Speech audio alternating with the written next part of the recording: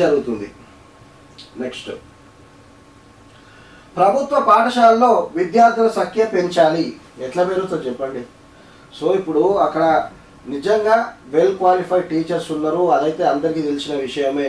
So ఎందుకంటే 90sలో చూసుకుంటే అందరూ ప్రభుత్వ పాఠశాలకు మొగ్గు చూపిన వాళ్ళే. దాని తర్వాత వచ్చిన కార్పొరేట్ స్కూళ్ళు వాళ్ళ హంగులు ఆర్భాటాలకు, తర్వాత ప్రభుత్వాలు కూడా వాళ్ళకు కొన్ని వత్తాసు వరకల్లా ప్రైవేట్ స్కూళ్ళకు అంత పేద మధ్యతరగతి కుటుంబాలు కూడా వాళ్ళ పిల్లల్ని అక్కడనే కార్పొరేట్ స్కూళ్ళల్లో ప్రైవేట్ స్కూళ్ళల్లో చదవడానికి మొగ్గు చూపుతారు. కానీ సో ప్రభుత్వ స్కూల్కి పంపడానికి ఎవరు ఇష్టపడతలేరు అనేది. సో ఎందుకనేది ప్రభుత్వము అటు ఇది ఉపాధ్యాయులు, ప్రభుత్వ ఉద్యోగులు, ప్రభుత్వ అధికారులు ఆలోచించాలి దీనికోసము. ఎందుకంటే ఇప్పుడు ఒక నిబంధన తీసుకురావాలి. ఏది? ప్రభుత్వ ఉద్యోగాలు కావాలి. ఎవరు? ప్రభుత్వ ఉద్యోగాలు కావాలి అందరికి. కానీ ప్రభుత్వ వైద్యం వద్దు, ప్రభుత్వ పాఠశాల ప్రభుత్వ కళాశాల వద్దు, కానీ ప్రభుత్వంలో ఉద్యోగం అయితే కావాలి.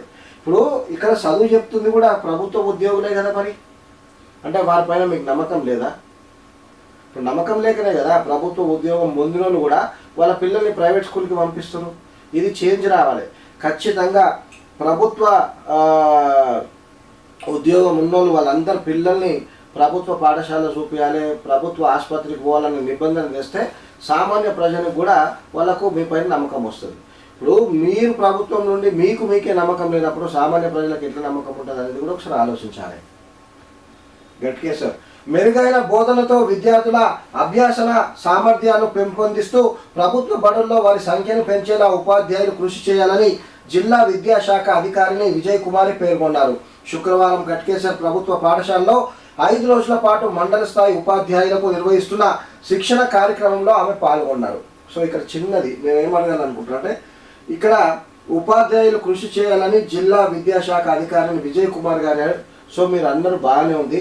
సో చిన్న మిమ్మల్ని ఒక ప్రశ్న అడగాలనుకుంటున్నా విజయ్ కుమార్ గారు. సో మీరు కానీ మీ పిల్లల్ని ప్రభుత్వ పాఠశాల కానీ ప్రభుత్వ కళాశాలలో చదివిపిస్తున్నారా?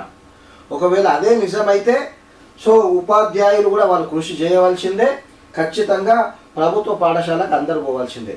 మీరు ప్రభుత్వం ఉద్యోగులు, ప్రభుత్వ ఉపాధ్యాయులు, ప్రభుత్వ అధ్యాపకులయ్యి మీరు ప్రభుత్వం నుంచి జీతం తీసుకొని మీరే మీ పిల్లల్ని ప్రభుత్వ పాఠశాల కళాశాలకు పంపిస్తే సామాన్య ప్రజలు ఎట్లా పంపిస్తారు అనేది ఒకసారి మీరు ఆత్మ పరిశీలన చేసుకోవాలి. శుక్రవారం గట్కేసర్ ప్రభుత్వ పాఠశాలలో 5 రోజుల పాటు మండల స్థాయి ఉపాధ్యాయులకు నిర్వహిస్తున్న శిక్షణ కార్యక్రమంలో ఆమె పాల్గొన్నారు. ఈ సందర్భంగా మాట్లాడుతూ ఇంగ్లీష్, ఈవీఎస్ సబ్జెక్టులను పూర్తిగా ఇంగ్లీష్లోనే బోధించి విద్యార్థులు మరింత పట్టు సాధించేలా చూడాలని సూచించారు. మాట్లాడుతున్న డిఈఓ విజయ్ కుమారి. సో డిఈఓ విజయ్ కుమార్ గారు, నిజంగానే మీరు మీ పిల్లల్ని ప్రభుత్వ పాఠశాలకు కానీ ప్రభుత్వ కళాశాలకు పంపిస్తున్నారని ముందు మీరు స్పష్టం చేయండి. ప్రభుత్వం కూడా సీఎం రేవంత్ రెడ్డి గారు ఒకసారి మీరు కూడా ఆలోచించారు. ఈ ఉన్నత పదవులు ఎవరైతే డిఈఓ, ఉపాధ్యాయులు, అధ్యాపకులు ఎవరైతే ఉన్నారో వాళ్ళ పిల్లల్ని వాళ్ళే ప్రభుత్వ పాఠశాలకు కళాశాలకు పంపనప్పుడు సామాన్య ప్రజలు ఎట్లా వస్తారని ఎక్స్పెక్ట్ చేయగలుగుతాం అనేది కూడా మీరు కూడా ఒకసారి ఆలోచించాలి. నెక్స్ట్,